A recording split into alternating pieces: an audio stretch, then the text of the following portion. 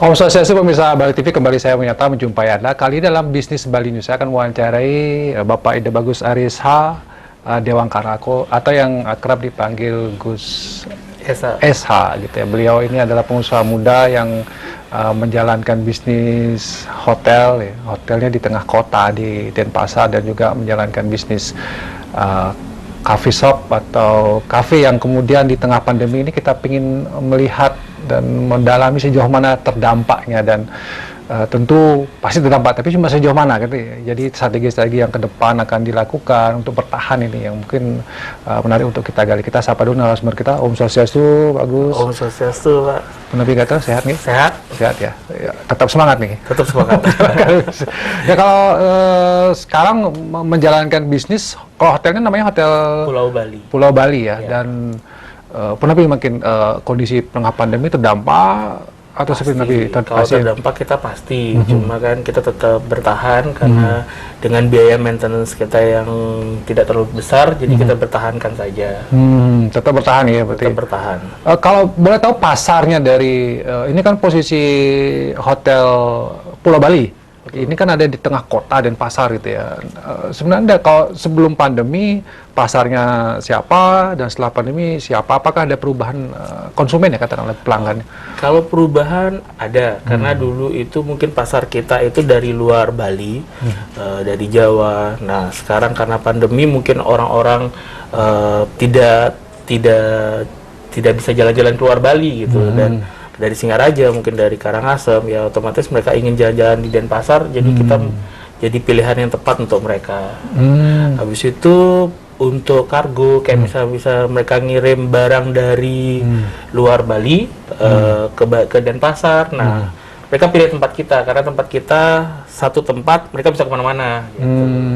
Kata banyak strategis ya? Strategis. Tapi memang pasarnya memang pasar domestik ya, lokal ya berarti ya? Domestik lokal, betul. Oke, kalau sebelum pandemi yang domestik lokal ini apakah ada pelajar-pelajar ya, atau memang seperti sekarang juga ada sales-sales yang menjadi konsumen dari hotel ini?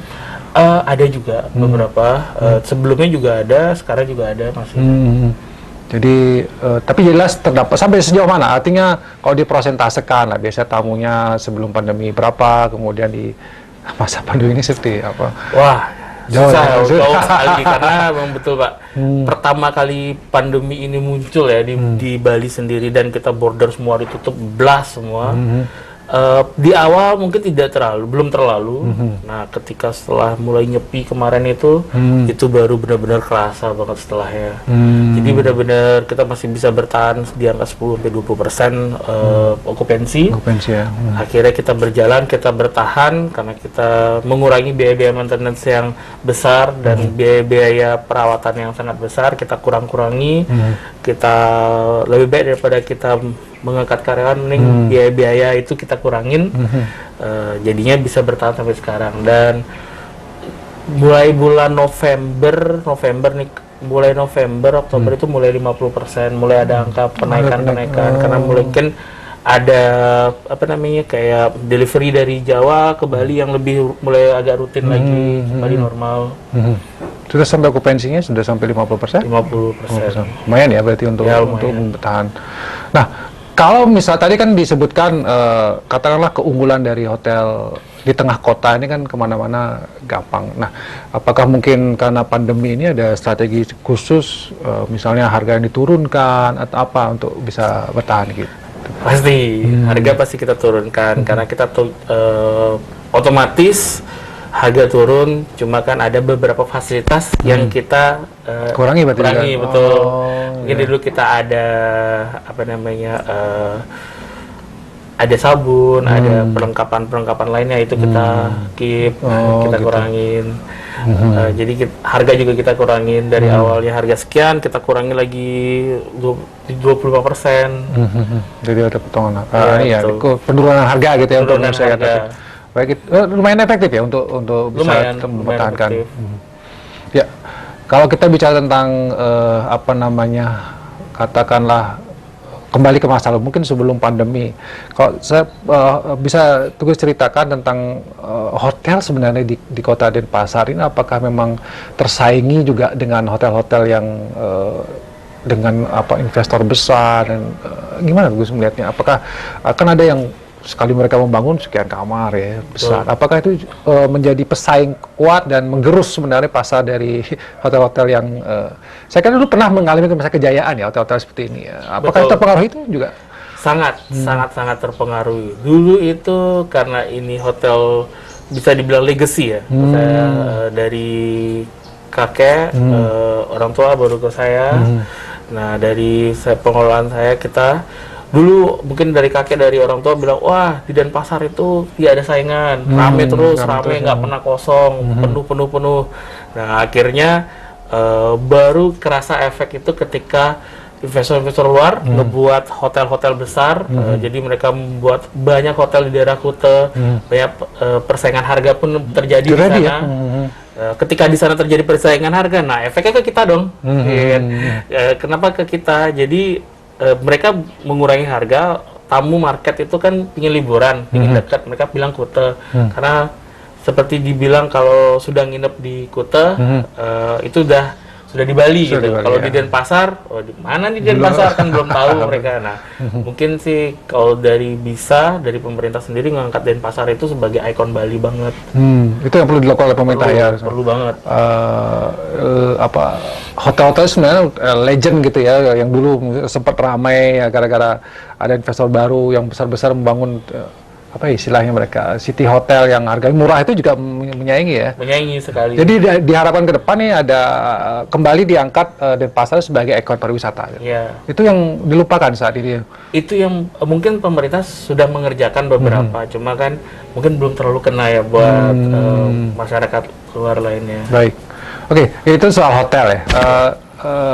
Pak Gus juga punya usaha coffee shop atau coffee shop ya. Nah, mungkin bisa diceritakan usaha ini apakah untuk mendukung hotel atau memang berdiri terpisah? Awalnya kita niatnya buat coffee shop itu namanya Cafe Latio. Niatnya kita buat coffee shop mendukung hotel sebenarnya. Jadi orang agar tamu-tamu hotel tidak keluar, tidak belanja di luar. Jadi kita sudah menyiapkan fasilitas di dalam hotel sendiri. Akhirnya lebih diterima di masyarakat. Ternyata konsumennya lebih banyak dari masyarakat gitu ya. Betul. Apa keunggulannya nih kalau coffee shopnya? Keunggulannya kita matcha, karena kita langsung impor dari Jepang sendiri, dari Uji Kyoto, kita langsung ngirim dari Jepang.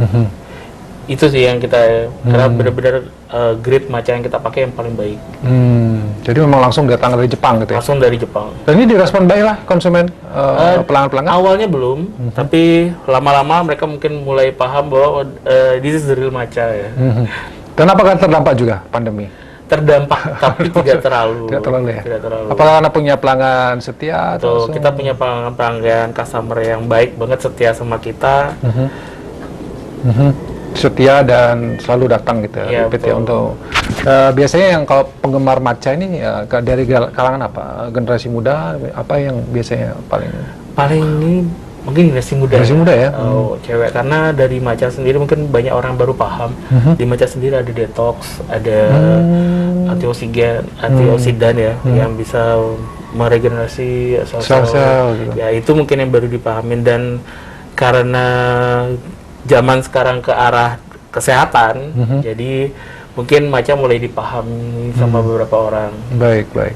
Nah, mumpung kita bicara tentang coffee shop, cafe gitu yang ketika masa pandemi ini, ya kita tentu melihat bersama-sama seperti jamur tumbuh di musim hujan gitu ya, semua bikin kafe. Nah, gimana nih sebagai pemain lama katakanlah di coffee shop gitu, di pendapat sedikit? Pendapat saya lebih baik, ini dari bukan dari mata pesaing ya Pak, karena kalau dibilang kita pesaing ntar menjatuhkan. Sebenarnya buat bisnis itu bagus, lebih baik buat bisnis, tapi lebih baik itu semua dimatangkan, dan lebih baik lagi itu dicek lagi apakah dengan buat itu bisa survive apa enggak, karena takutnya itu hanya sebagai pelampiasan gitu, jadi bukan solusi gitu. Takutnya lebih baik cari kerjasama sama beberapa coffee shop atau cafe yang sudah punya nama atau terkenal, Jadi itu diajak kerjasama, kolaborasi, gitu. Itu lebih baik karena lebih mengurangi resiko untuk gagal dan lain-lain. Tapi memang berisiko gagal ya kalau artinya kalau kita melihat sekarang, kalau saya boleh mungkin dari pendapatnya Teguh sendiri, mengapa mereka membuat coffee shop gitu? Apakah memang karena pasarnya besar atau hanya karena ikut tren sebenarnya kalau menurut Teguh? Coffee shop itu tren pertama, karena banyak coffee shop yang menjamur ketika mereka temannya buat satu, akhirnya buat, akhirnya menjamur. Karena masalah pandemi juga, karena mereka mungkin mereka punya skill di bidangnya, pandemi usaha tempat yang mereka kerja itu tutup, akhirnya mereka buat di tengah kota atau di daerahnya mereka. Yang terjadi sih persaingan yang sangat banyak, akhirnya satu-satu bakal jatuh.